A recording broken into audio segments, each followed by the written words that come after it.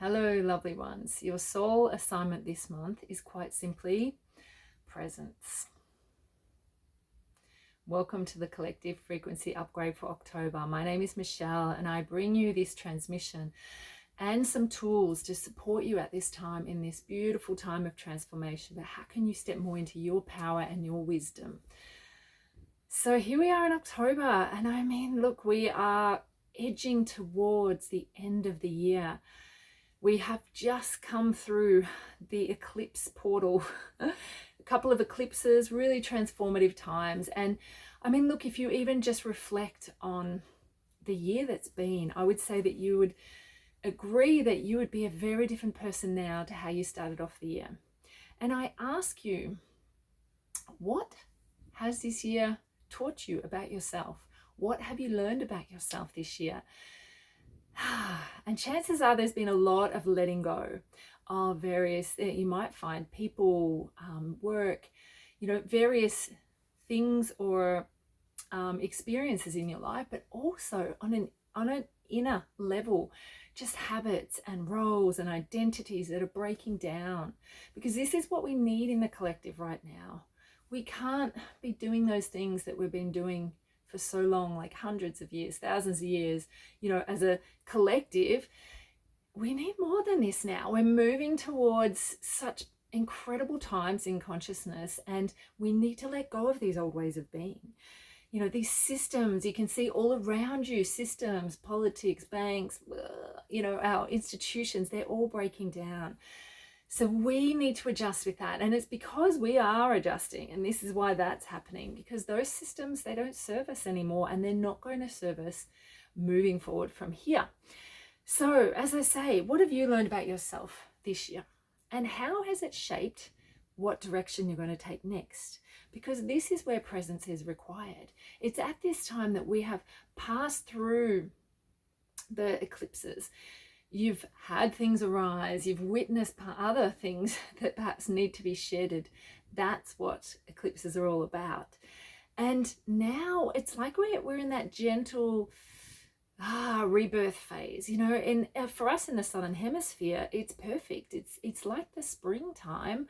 The new seedlings are kind of popping up, and it's a really tender time. Like, it's vulnerable. You might find yourself a bit vulnerable now. You've witnessed what needs to change. You've witnessed, if you continued in that direct trajectory, it's not actually going to serve you in various ways. You're not going to be happy. Your body might break down. That your health, mental health, whatever, it's not going to serve us anymore.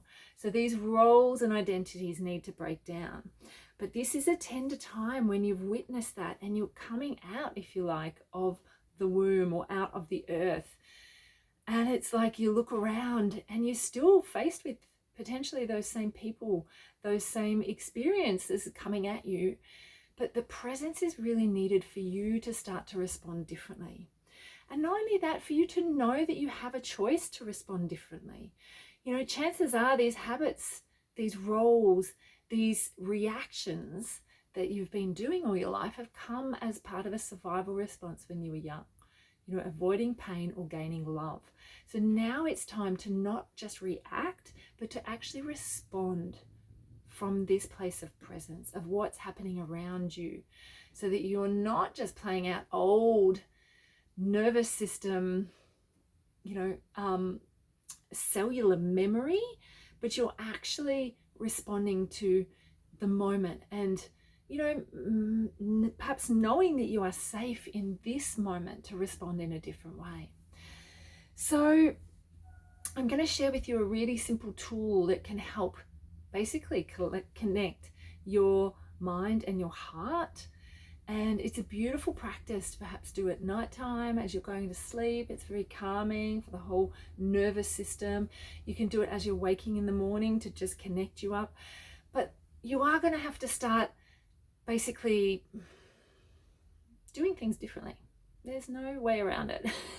If you want to have a different experience, you're going to have to do things differently. And you can't blame the outside world for that. That responsibility falls on you, and this is where presence is so needed, so that you stay aware of your feelings in each moment so that you can really respond to what your needs are in each moment. And it really means that you've got to trust yourself and trust the process. Know that no one can put you in a box anymore, and you don't have to feel that you need to be in that box just in order to be loved and accepted. This is a time for change, and it's a beautiful time. It can be vulnerable. It does take courage. It takes presence and patience. So let me show you a quick tool that you can use that's going to support you in this. So we're going to bring our fingertips together. I call it an emu beak, emu head.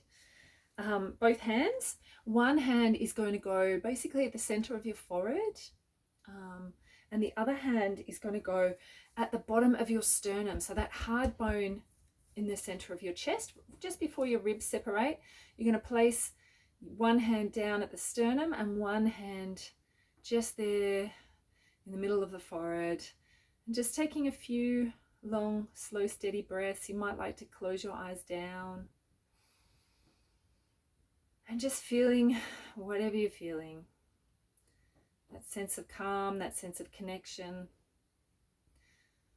Because this is a time as we emerge that we need to remain alert, well, not alert, aware of the subtleties, the subtle signs that our body is giving us, so that we can create a new direction for ourselves. Because it's going to be about those moment-to-moment changes, those moment-to-moment actions that you take that's going to bring in that new direction. And maybe rather than think of it as a new direction, because sometimes even just that word can stimulate many, many different things. Let's consider it your highest timeline. If you were to really choose your highest timeline, as you're sitting here holding these, what do you know that you need to commit to for yourself? And maybe it's about not doing something anymore, or maybe it's about doing something slightly differently. It doesn't have to be big. It can simply be about saying no to certain invitations, or saying, creating boundaries. It can be about just making more time for yourself. It could be about committing to meditation. Even once a week is going to be better than nothing. It could be about going for a bushwalk. But what is it that you can commit to for yourself that helps you walk in your strength, that helps you connect to your highest timeline, and that really supports you to live your magic? Remember, we don't just have to survive. What can you commit to that will support you to actually thrive now? And just know that it's not going to happen immediately. This is the baby steps time. This is when, look, if we think of it as a rebirth, you haven't even learnt to walk. We have to crawl first, and that doesn't even come for a little while. But, you might be just seeing what's happening around you and knowing that that's the direction that you're heading in.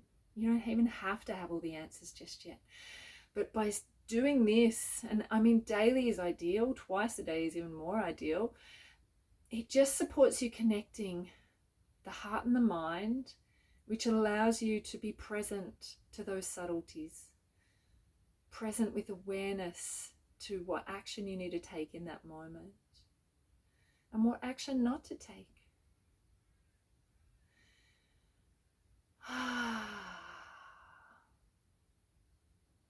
So on that note, I'm going to let you sit in this as long as you possibly need. And I really hope that you can commit to that soul assignment of presence this month. If you happen to want to explore more deeply what you can do for your own presence or to step into your power, I do one-on-one sessions. So get in touch or just enjoy this practice. Blessings on your journey.